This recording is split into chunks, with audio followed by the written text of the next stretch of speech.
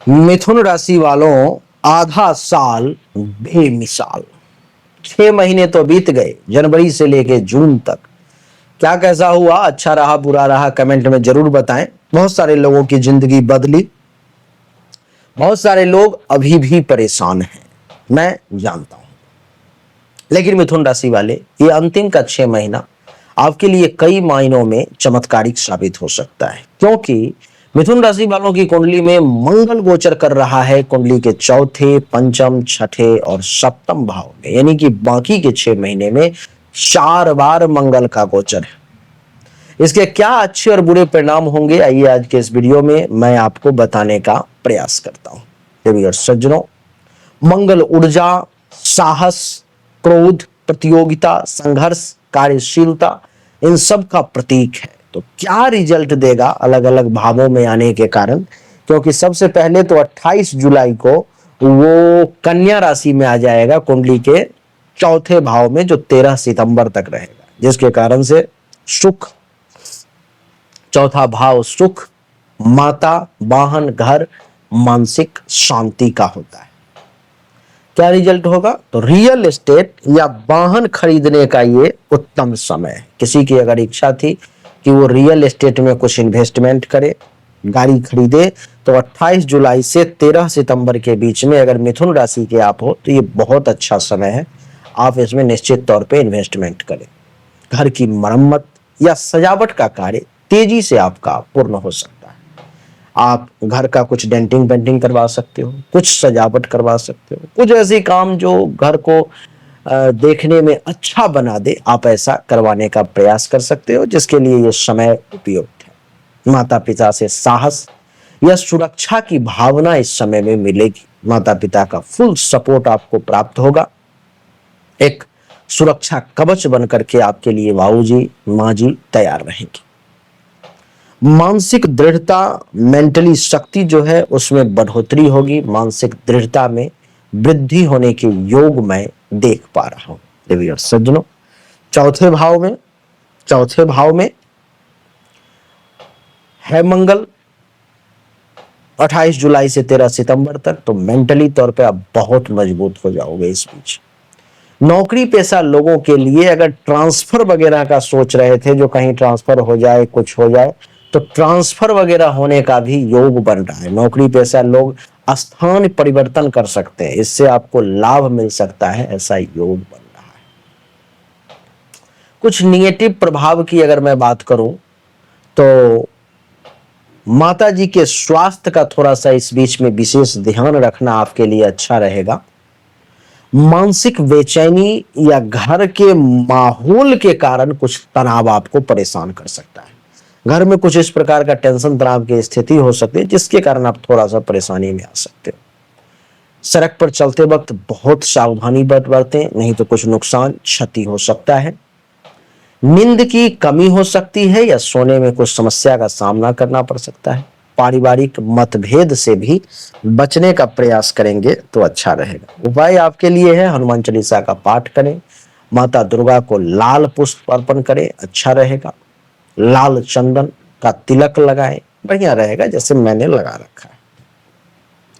देवी और सज्जनों, 13 सितंबर को तुला राशि में प्रवेश कर जाएंगे मंगल देवता, यानी कि आपके कुंडली के पंचम भाव में मंगल का गोचर होगा। पांचवा भाव आपके विद्या, बुद्धि, संतान, प्रेम, शिक्षा, रचना, इन सब का होता है। यहां पर मंगल के प्रवेश के कारण प्रतियोगी परीक्षा की तैयारी करने वाले लोगों को सफलता मिलने की खूब संभावना मैं देख पा रहा हूं। प्रेम संबंध में साहस और स्पष्टता आएगी। अगर आप एक दूसरे से प्रेम संबंध में बहुत क्लियर नहीं हो पा रहे थे, ओपन नहीं हो पा रहे थे, डर रहे थे, तो वो सब समस्याएं अभी ठीक हो जाएंगी। 13 सितंबर से 27 अक्टूबर के बीच में दोनों प्रेमी एक दूसरे को बहुत अच्छे तरीके से जानेंगे, समझेंगे, खुल करके बातचीत करेंगे, स्पष्टता एक दूसरे के बीच में आएगी। अगर आपका कोई प्रेमी नहीं है, आप किसी को पसंद तो करते हो लेकिन उसको अभी तक आपने प्रपोज नहीं किया है, इस समय में आप प्रपोज कर सकते हो। आपके लिए ये मंगल के कारण समय अनुकूल है। संतान के कार्यों में प्रगति का योग है। संतान से संबंधित जो काम है आपके, उसमें प्रगति का योग है। संतान का परफॉर्मेंस इस समय में बहुत बढ़िया देखने को मिलेगा। इतना ही नहीं, अगर आपका बच्चा छोटा है, पढ़ाई लिखाई कर रहा है, तो पढ़ाई लिखाई में भी वो अच्छा करता हुआ इस समय में पाया जाएगा। लेखन, अभिनय या क्रिएटिविटी के क्षेत्र में आप कहीं से भी अगर जुड़े हुए हो इन सब में, कैसे भी, क्योंकि हर एक सेक्टर है जिसमें क्रिएटिव लोगों की खोज है। तो अगर आप क्रिएटिव हैं, सृजनात्मक हैं, या आप लेखन राइटिंग के क्षेत्र में, आप एक्टिंग के क्षेत्र में, इन सब क्षेत्र से अगर आप जुड़े हुए हो, तो आपको इस समय में जो है जो बहुत ऊपर अपने कार्यों में जाने का योग है, सफलता प्राप्ति का योग है। निवेश में तेज निर्णय लेने की क्षमता है। इस समय इन्वेस्टमेंट करने के लिए बहुत ज्यादा प्लानिंग आप नहीं करोगे, देखोगे और क्विक एक्शन लोगे कि ये सही है, ये गलत है, और आप कर दोगे। आप नकारात्मक प्रभाव की अगर बात करूं तो डेट नोट जरूर करें, 13 सितंबर से 27 अक्टूबर के बीच में कुछ ऐसे लोग होंगे 25% मिथुन राशि के जिनका ब्रेकअप हो जाएगा। 25% लोगों का ब्रेकअप हो जाएगा, प्रेम में वाद विवाद होने की संभावना है। लेकिन 75% लोगों के लिए यह समय अच्छा है। 25% लोगों को अपने बच्चों के साथ वाद विवाद नहीं करना चाहिए, नहीं तो मतभेद की स्थिति सामने आ सकती है। ओवर कॉन्फिडेंस में कभी ना आए, ये कर दूंगा, वो कर दूंगा, ऐसा कर दूंगा, वैसा कर दो, नहीं। ओवर कॉन्फिडेंस में जब ही आएंगे गलत निर्णय होगा और काम आपका खराब हो जाएगा।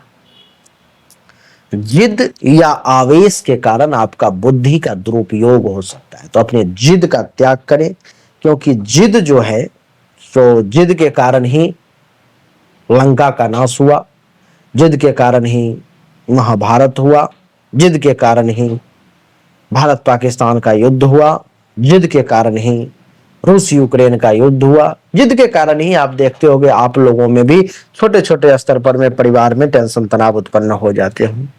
तो जिद और आवेश, इन दोनों पर में काबू करें, नहीं तो बुद्धि का दुरुपयोग कर बैठेंगे और परेशानी बढ़ जाएगी। शिक्षा पर ध्यान दें, अच्छा रहेगा आपके लिए।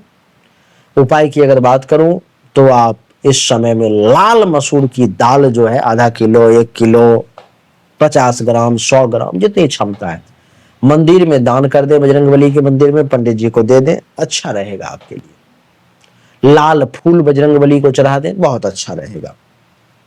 27 अक्टूबर को मंगल देवता वृश्चिक राशि में आपके कुंडली के छठे भाव में आ जाएंगे। छठा भाव रोग, ऋण, शत्रु, प्रतियोगिता, सर्विस इत्यादि का होता है। यहां पर मंगल के बैठने के कारण शत्रुओं पर विजय हासिल होगी। कानूनी मामलों में सफलता मिलने का भी योग जो है सो मैं देख पा रहा हूं। किसी प्रकार की रोग, बीमारी, इनसे भी मुक्ति मिलने के योग है। शरीर में ऊर्जा का संचार होगा। किसी भी प्रकार का अगर बीमारी थी तो वो इस समय में थम जाएगी और शक्ति जो है शरीर में बढ़ती हुई प्रतीत होगी। प्रतियोगी परीक्षा में सफलता मिलेगी। कोर्ट कचहरी के मामलों में लाभ मिलने के योग है। कार्य क्षेत्र में निर्णय लेने की शक्ति में इस समय में वृद्धि होने के योग है।